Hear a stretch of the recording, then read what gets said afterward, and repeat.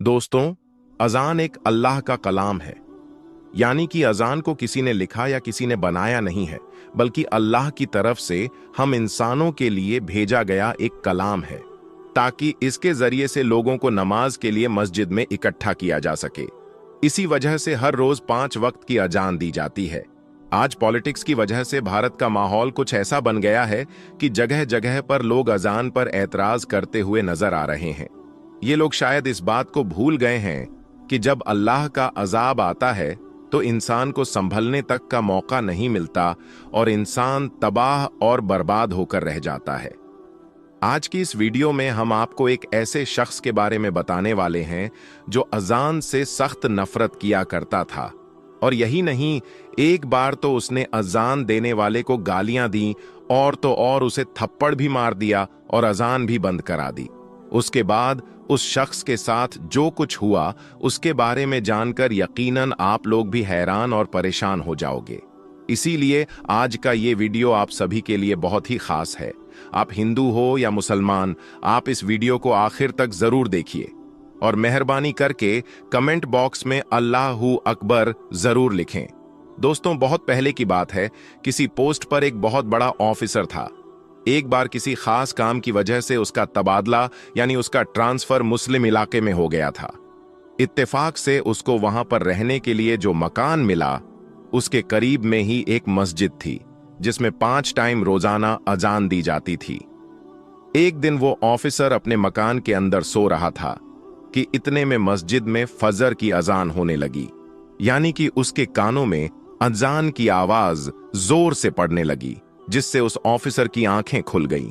ये देखकर उस ऑफिसर को बहुत गुस्सा आया, इसलिए उसने सुबह होते ही उस मुअज्जिन को यानी अजान देने वाले को अपने पास बुलाया और उससे कहने लगा कि कल से सुबह की अजान लाउडस्पीकर में मत देना, क्योंकि मेरा घर मस्जिद के करीब में है और सुबह आजान की वजह से मेरी नींद में खलल पैदा होता है, यानी कि मेरी नींद खराब होती है। ये सुनकर अजान देने वाले मुअज्जिन ने कहा कि साहब, ये तो अल्लाह का कलाम है, इसको सुनकर तो सुबह सुबह दिल को सुकून पहुंचना चाहिए, और अगर मैं सुबह सुबह लाउडस्पीकर में अजान ना दूंगा तो जो बूढ़े बुजुर्ग लोग हैं उनकी आंखें कैसे खुलेगी। और यही नहीं, बहुत से बूढ़े बुजुर्ग लोग ऐसे भी हैं जिनके पास वक्त देखने के लिए घड़ी भी नहीं है, या फिर उनको घड़ी में टाइम देखना नहीं आता है। ऐसे लोग तो सुबह सुबह अजान की आवाज सुनकर ही मस्जिद में नमाज पढ़ने के लिए आते हैं। और साहब, अजान की आवाज सुनकर आप भी जल्दी सुबह उठ जाया करो, इससे आपको भी बहुत ज्यादा फायदा होगा। सुबह सुबह जल्दी उठकर आप भी पैदल चला करो, इससे आपके जिस्म को भी काफी फायदा हासिल होगा। ऑफिसर तो मुसलमानों के बारे में तरह तरह की बातें सुनकर उनसे पहले ही नफरत करता था, इसलिए वो फिर इस आदमी के ऐसी बातें सुनकर गुस्से में आकर कहने लगा कि मुझे ज्यादा समझाने की जरूरत नहीं है, और याद रखना खबरदार, अगर तुमने कल लाउडस्पीकर से सुबह फजर की अजान दी तो तुम्हारी खैर नहीं।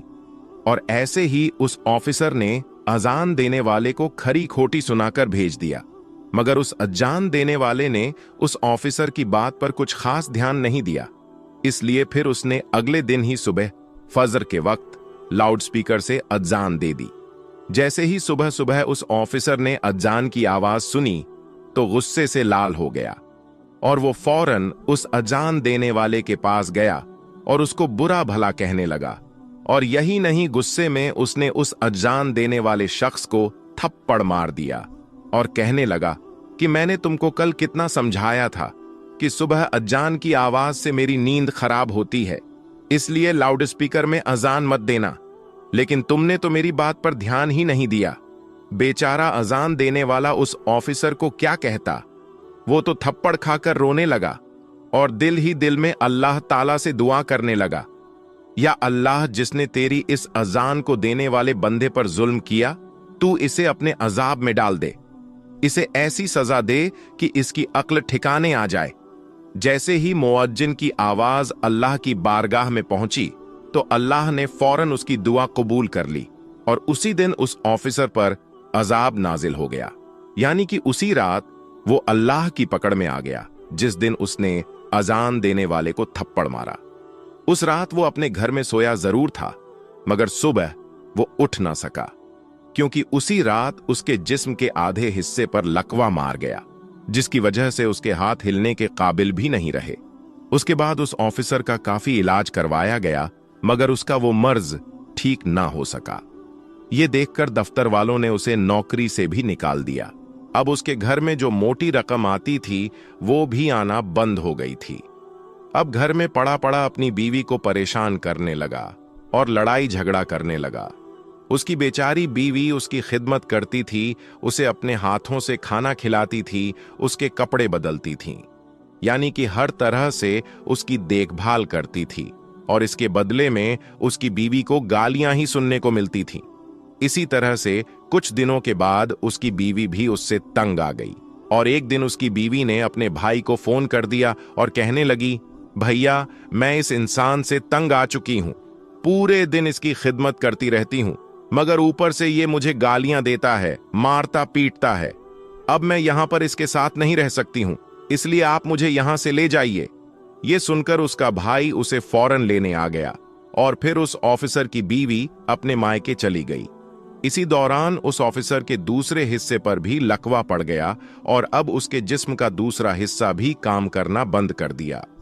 अब उसकी दोनों टांगें सीने से जा लगी थीं। अब ऑफिसर एक जिंदा लाश बनकर रह गया था। अब ना ही उसके हाथ हिल रहे थे और ना ही उसके पांव काम कर रहे थे, और घर में ना ही कोई उसकी देखभाल करने वाला था। ये देखकर एक दिन उस ऑफिसर का छोटा भाई उसके पास आया और उसे उठाकर अपने घर ले गया। अब ये ना तो खुद उठ सकता था और ना ही खुद के हाथों से खा पी सकता था। अब कौन हर रोज बच्चों की तरह उसकी नजासत धोए, अब कौन इसके कपड़े बदलवाए। ऐसे ही करते करते एक दिन उसके भाई की बीवी भी उससे तंग आ गई और कहने लगी, मुझसे तो ये रोज रोज काम नहीं होगा। ऐसे ही करते करते एक दिन उस ऑफिसर ने किसी बात पर अपने ही उस भाई की बीवी से झगड़ा कर लिया। उसको कोई सख्त बात कह दी, क्योंकि उसकी जबान काबू में नहीं थी, इसलिए उसने अपने भाई की बीवी को गालियां सुना दी। उसकी गालियां सुनकर भाई की बीवी रोने लगी और अपने शौहर से कहने लगी, अब या तो इस घर में तुम्हारा भाई रहेगा या फिर मैं रहूंगी। ये सुनकर भाई ने सोचा कि इस बीमार भाई के चक्कर में मेरी जिंदगी बर्बाद हो जाएगी, इसलिए क्यों ना इसी भाई को यहां से हटा दिया जाएगा।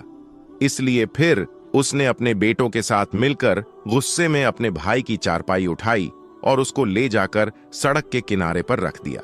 दोस्तों, उस वक्त सख्त गर्मी का मौसम था, इसीलिए थोड़ी ही देर में वो सूरज की गर्मी में तपने लगा और उसको पसीना आने लगा। अब उसे जोरों की प्यास भी लग चुकी थी। सुबह से उसने कुछ खाया पिया भी नहीं था। अब ऑफिसर अपनी चारपाई पर पड़े पड़े रो रहा था और कराह रहा था और कह रहा था कि कोई तो मेरी मदद करो, कोई तो मुझे पानी पिला दो, कोई मुझे खाना खिला दो। इत्तेफाकन से उसी रास्ते से उसी मुअज्जिन का गुजर हुआ जिसे इसने थप्पड़ मारा था। उसने देखा कि सड़क के किनारे चारपाई पर एक शख्स लेटा हुआ फरियाद कर रहा है। ये देखकर वो मुअज्जिन उसके पास गया। जैसे ही उसने उस ऑफिसर को देखा तो वो पहचान गया कि ये वही ऑफिसर है जिसने उसको थप्पड़ मारा था। ये देखकर मुअज्जिन हैरान हो गया और पूछने लगा, ऐ शख्स, तुम्हारे साथ ये क्या हो गया है? तुम तो एक बहुत बड़े ऑफिसर हुआ करते थे। वो ऑफिसर भी मुअज्जिन को पहचान चुका था और उसने पड़े पड़े ही मुअज्जिन के आगे अपने हाथ जोड़ दिए और कहने लगा कि मेरी बर्बादी उसी दिन शुरू हो गई थी जिस दिन मैंने आपको थप्पड़ मारा था। फिर उस ऑफिसर ने अपनी पूरी दर्द भरी कहानी उस मुअज्जिन को सुना डाली। उसने बता दिया कि उसी रात मेरे जिस्म पर लकवा पड़ गया था। उसके बाद से मेरी हालत बिगड़ते बिगड़ते आज मेरी हालत ऐसी हो गई है कि आज मेरे पास कोई खड़ा तक नहीं होता है। मेरे सब अपनों ने मुझे ठुकरा दिया है। इतना कहते कहते वो ऑफिसर फूट फूट कर रोने लगा। उसकी हालत देखकर उस मुअज्जिन को उस पर तरस आ गया। उसने उसको पानी पिलाया और उसके लिए खाना लेकर आया। फिर अपने हाथों से उसको खाना खिलाया, और यही नहीं, फिर उसे उठाकर वो अपने घर भी ले गया और खूब अच्छी तरह से उसकी खिदमत करने लगा। उस मुअज्जिन ने उसे बताया कि तुमने अल्लाह की शान में गुस्ताखी की है, इसीलिए तुम सच्चे दिल से अल्लाह से माफी मांगो। ये सुनकर वो ऑफिसर सच्चे दिल से अल्लाह की बारगाह में रो रो कर अल्लाह से माफी मांगता रहा और साथ ही वो मुअज्जिन उसके हक में दुआ करने लगा। अल्लाह ने फौरन उनकी दुआ को कबूल फरमाया और कुछ ही दिनों की खिदमत के अंदर ऑफिसर पूरी तरह से ठीक हो गया और वो उठकर चलने फिरने लगा। सुभान अल्लाह। तो दोस्तों याद रखें, जो कोई जिस मजलूम पर जुल्म करता है उस पर फिर इसी तरह से अल्लाह का अजाब उतरता है। बाज मर्तबा इंसान अपनी औकात को भूल जाता है। आज हमारे पास वक्त है सही मायने में इंसान बनने का, अपनी औकात को याद करने का। हदीसे पाक में आता है, हुजूर पाक सल्लल्लाहु अलैहि वसल्लम ने फरमाया है, ऐ औरतों, जब तुम बिलाल का अजान व इकामत कहते सुनो तो जिस तरह वो कहता है तुम भी कहो। अल्लाह तुम्हारे लिए हर कलमे के बदले 1,00,000 नेकियां लिखेगा और 10,000 दर्जात बुलंद फरमाएगा और 1,000 गुनाह मिटा देगा। ये सुनकर ख्वातीन हजरात अर्ज करने लगी, या रसूल अल्लाह सल्लल्लाहु अलैहि वसल्लम, ये तो सिर्फ औरतों के लिए है, मर्दों के लिए क्या है? तो आप सल्लल्लाहु अलैहि वसल्लम ने फरमाया कि मर्दों के लिए ये दुगना है। दोस्तों, आपने बहुत सारे वाकयात सुने होंगे, लेकिन जो वाकया हम आपको बताने वाले हैं ये गैर मारूफ वाकया है, यानी इतना मशहूर तो नहीं है, लेकिन फिर भी हमें पूरा यकीन है कि आपने ये वाकया इससे पहले कभी नहीं सुना होगा। इसीलिए आपसे गुजारिश है कि अगर आप सच्चे आशिके रसूल हैं और उम्मते मोहम्मदी होने पर फक्र करते हैं तो इस वीडियो को एक लाइक करके इस वीडियो को आखिर तक जरूर देखें। हजरत उस्मान गनी रजी अल्लाहु ताला अन्हु का दौरे खिलाफत है और आप रजी अल्लाहु ताला अन्हु अपने कमरे में बैठे हुए हैं। एक बंदा आपके कमरे में आता है और आकर कहता है कि ए अमीरुल मोमिनीन हजरत उस्मान रजी अल्लाहु ताला अन्हु, एक बहुत बड़ा हादसा हो गया है। हजरत उस्मान रजी अल्लाहु ताला अन्हु ने पूछा, क्या हादसा हो गया है? तो वो शख्स कहने लगा, ए अमीरुल मोमिनीन, मैंने शादी की थी एक औरत से, लेकिन आज उस शादी को 6 महीने ही मुकम्मल हुए हैं और मेरी बीवी ने एक बच्चे को जन्म दे दिया है। अब मेरी आपसे ये दरख्वास्त है कि मेरी शादी को अभी तो 6 महीने हुए थे, तो ये बच्चा कैसे पैदा हो सकता है? इस वाकये से पहले आम लोगों के अंदर ये बात पाई जाती थी कि 6 महीने में बच्चा पैदा नहीं हो सकता। इसीलिए वो आदमी भी परेशान हो गया और अपने बच्चे को देखा भी नहीं और सीधा अमीरुल मोमिनीन के पास आ गया। हजरत उस्मान रजी अल्लाहु ताला अन्हु ने लोगों को जमा किया और मशवरा किया कि ये बच्चा हलाल का है या हराम का है, और इससे पहले ऐसा वाकया कभी भी पेश नहीं आया कि किसी औरत ने 6 महीने के बाद किसी बच्चे को जन्म दिया हो। यह पहला वाकया था और अरब के अंदर आमतौर पर 6 महीने के बच्चे को हराम का बच्चा समझा जाता था। तो मशवरे में मौजूद तमाम लोगों ने यह कहा कि 6 महीने का बच्चा अरब के अंदर कभी पैदा नहीं हुआ, लिहाजा ये हलाल का नहीं हो सकता बल्कि हराम का ही है। जब हजरत उस्मान रजी अल्लाहु ताला अन्हु ने तमाम लोगों से मशवरा कर लिया और हिसाब किताब वालों ने सबने यही कहा कि अरब की तारीख में 6 महीने के बच्चे को हराम समझा जाता है, तो हजरत उस्मान रजी अल्लाहु ताला अन्हु ने हुक्म दिया कि औरत को संगसार कर दिया जाए। हजरत उस्मान रजी अल्लाहु ताला अन्हु ने हुक्म दे दिया कि औरत को एक खुले मैदान के अंदर जमीन में गाड़ कर रज़म का अमल शुरू कर दिया जाए। जैसे ही आपने ये हुक्म दिया और ये फैसला फरमाया तो ये खबर आसपास के इलाकों में फैल गई। चलते चलते ये खबर हजरत अली रजी अल्लाहु ताला अन्हु के कानों में भी जा पहुंची। अब हजरत अली रजी अल्लाहु ताला अन्हु उस मैदान के बजाय जहां उस औरत को संगसार किया जाना था वहां पर न जाते हुए सीधा हजरत उस्मान रजी अल्लाहु ताला अन्हु के पास जा पहुंचे और सलाम करने के बाद अमीरुल मोमिनीन से पूछा, ए उस्मान, क्या आपने ये हुक्म दिया है कि उस औरत को रज़्म किया जाए जिसने 6 महीने का बच्चा पैदा किया? तो हजरत उस्मान रजी अल्लाहु ताला अन्हु ने फरमाया, हाँ, मैंने ये हुक्म दिया है क्योंकि उसने हराम का बच्चा जना है और 6 महीने में बच्चा पैदा नहीं हो सकता, और मैंने ये फैसला तमाम लोगों के मशवरे से किया है और सबने यही मशवरा किया है कि 6 महीने का बच्चा हलाल का नहीं हो सकता। हजरत अली रजी अल्लाहु ताला अन्हु ने इरशाद फरमाया, अमीरुल मोमिनीन, आपने ये गलत फैसला किया है। फिर हजरत उस्मान रजी अल्लाहु ताला अन्हु ने फरमाया, ए अली, मैंने हिसाब और किताब लगाया है कि 6 महीने का बच्चा हलाल का नहीं हो सकता। तो हजरत अली रजी अल्लाहु ताला अन्हु ने फरमाया, ए उस्मान, 6 महीने का बच्चा तो कुरान से साबित है। हजरत उस्मान रजी अल्लाहु ताला अन्हु ये सुनकर परेशान हो गए कि कुरान से कैसे साबित है। फिर हजरत अली रजी अल्लाहु ताला अन्हु ने फरमाया कि कुरान पढ़ो, देखो हमल और दूध पिलाने की मुद्दत कितनी है, 30 माह। हजरत उस्मान रजी अल्लाहु ताला अन्हु ने कहा, अच्छा ये तो 2.5 साल बनते हैं, इसमें से 6 महीने का बच्चा कैसे निकलेगा? हजरत अली ने फरमाया, अब दूसरी आयत पढ़ो। अल्लाह फरमाता है कि 2 साल दूध पिलाने के 30 महीनों में से 2 साल निकाल लें। जब आप 24 महीने निकालेंगे तो पीछे 6 महीने बचेंगे। हजरत उस्मान रजी अल्लाहु ताला अन्हु फरमाने लगे, ए अली, बात तो तुमने ठीक कही है। हजरत अली रजी अल्लाहु ताला अन्हु ने फरमाया, कयामत तक अगर किसी औरत का 6 माह का बच्चा बिस्तर पर पैदा हुआ तो उसे हलाल का तसव्वुर किया जाएगा, हराम नहीं, क्योंकि ये कुरान की आयत के मुताबिक है। और सारी दुनिया झूठी हो सकती है, लेकिन कुरान पाक की बात कभी भी झूठी नहीं हो सकती। हजरत उस्मान रजी अल्लाहु ताला अन्हु फरमाने लगे, ए अली, तुमने तो मेरी इस्लाह कर दी। हजरत उस्मान रजी अल्लाहु ताला अन्हु ने फौरन सिपाहियों को दौड़ाया, क्योंकि अल्लाह ना करे कि अगर उस औरत को संसार कर दिया तो कयामत के दिन में उस्मान का क्या बनेगा।